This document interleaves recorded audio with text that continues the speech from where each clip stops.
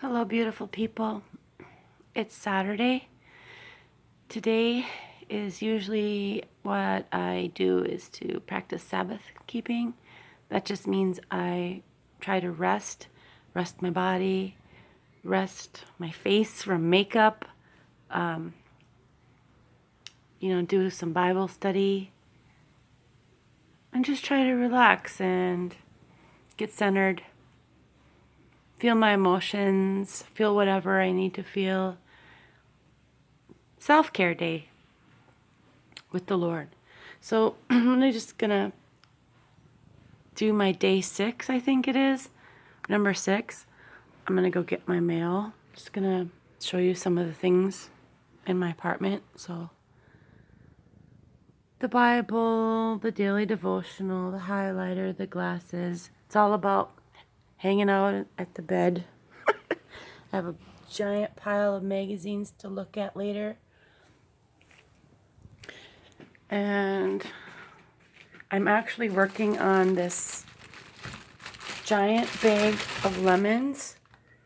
I'm actually going to be detoxifying today. It's the first time I've ever done such a thing.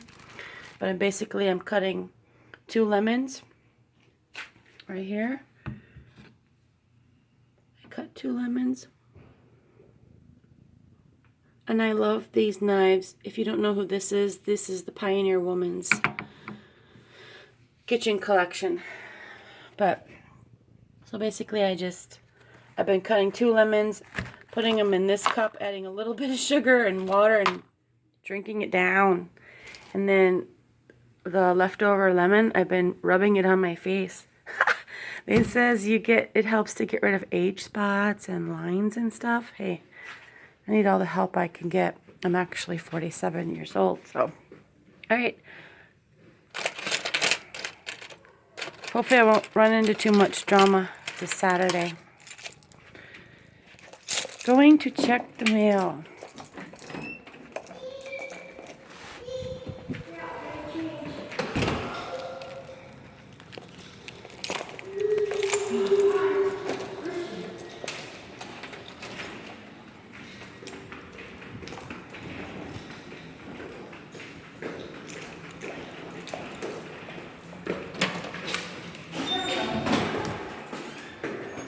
So,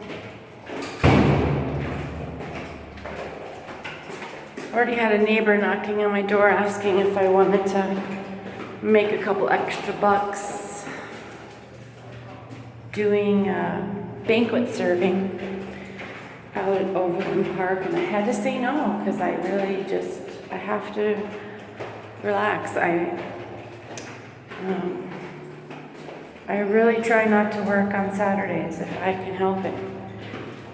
Which is part of the thing. I've been doing that for since 2011. Here I am. Bam. Hi. And I've basically been doing the Sabbath since 2011. I started with the book of Leviticus, chapter 26. And that's what got me started. Alright, so at this point I'm wondering, did I even order these business cards? Honestly, I'm pretty sure I did. I can't find my email that says when to expect delivery.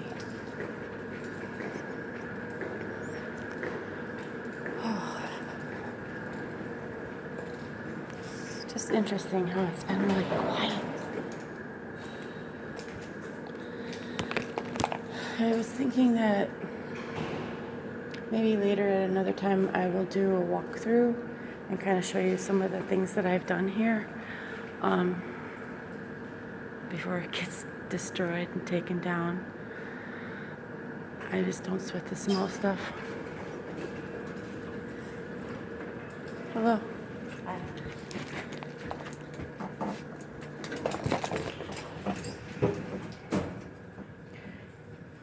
So basically about the Beautification project, it just sounds like I'm really not allowed to use the name of this facility in any part of the project. So I've taken that out of the flyers that I've made.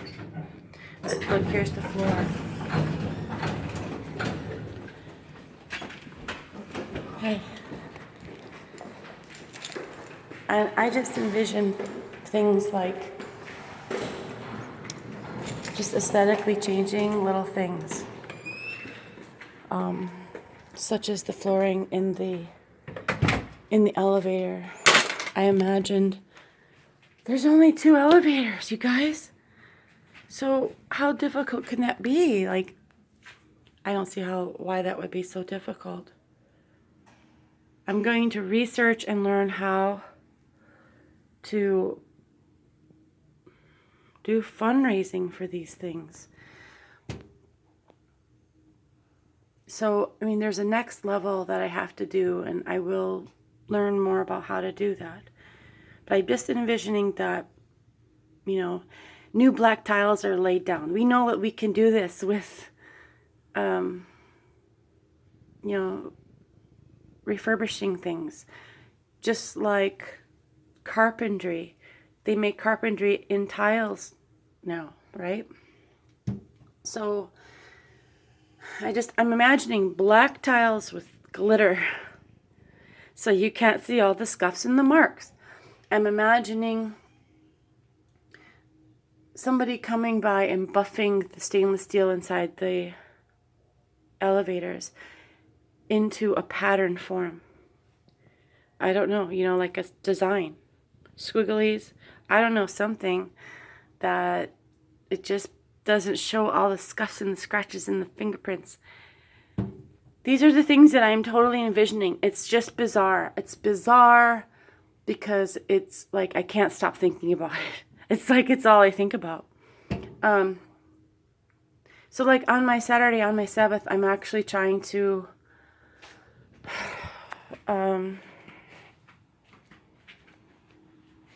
you know, like stop and surrender the project, you know, to the Lord, and see if, like, you know, is it personal? Is there something, like, because there's something missing in me. You know, I used to be a stay-at-home mom and a stay-at-home wife not too long ago, and, you know, that was a big part of my life that it's gone. And I loved it. I felt like, man, this is what I was created for. Like, it really made me realize, I get it. I get my place in this world as a helpmeet to my Adam. I am my Adam's Eve. Like, I really felt it. I really felt it's where I belonged. And so, I mean, it's just all part of the resiliency of getting back on my feet and recognizing things like, you know, you can only do so much where you're wanted, and at the same time, if you're not wanted, then don't stay. Like, you can't force yourself to be somewhere that you're not truly desired to be. So I'm kind of like being really reflective. Look at all that gray hair. You guys, if I let my gray hair grow out, I would seriously look 20 years older. But this is my face.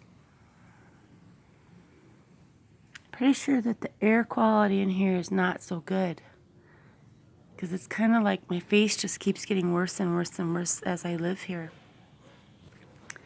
But yeah, so I'm just doing some reflecting about reprioritizing things.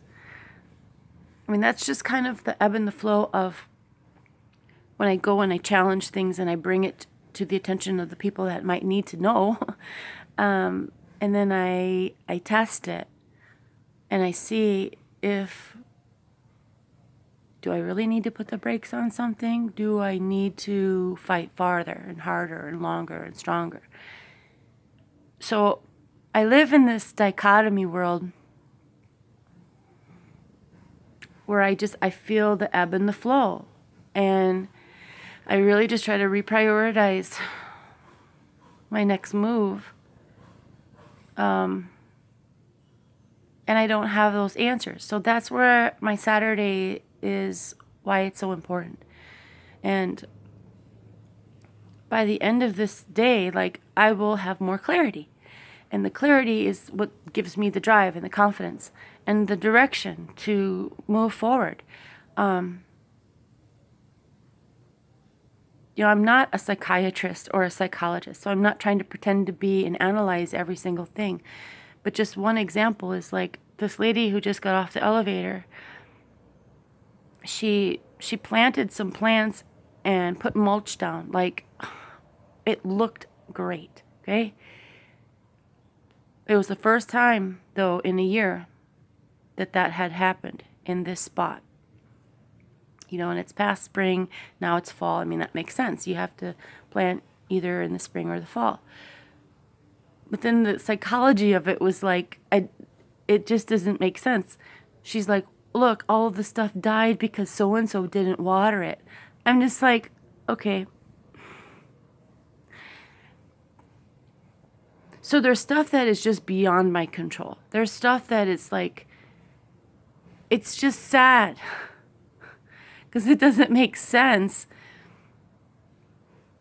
that anyone would put all the time and the effort into a beautifying project and then walk away and neglect it because it's somebody else's responsibility to manage it. So there's this huge disconnect here. And I'm trying to figure out where is the repair, and is it even possible? Like, I know it's so much bigger than what I can even understand and comprehend. And so, again, I'm kind of going in circles.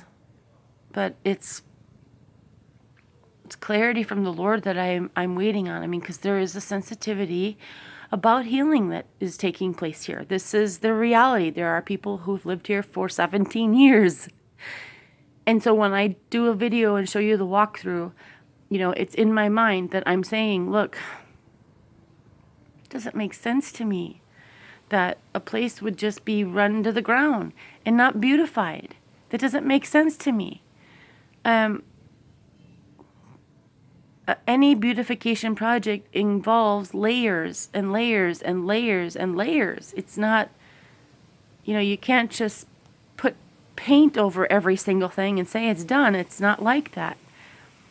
And so there's so much psychology involved here, and that's just not where I'm at. That's not my job. I'm not equipped to even try to analyze that kind of stuff. And I don't want to, but I am trying to be a little bit sensitive. And that's where part of this bigger picture that I want to implement here. And I'm not a social worker, but I believe that we are called to be social workers. And I just don't know how to put it into words. So I even found somebody recently on Facebook. I haven't even met her, and she lives in the building, and she responded to my post about this concern about this guy that passed away the other day. And we were kind of trying to talk about it openly, which is really important. And we both are kind of seeing it the same way. Like, the guy only moved in like 3 months ago.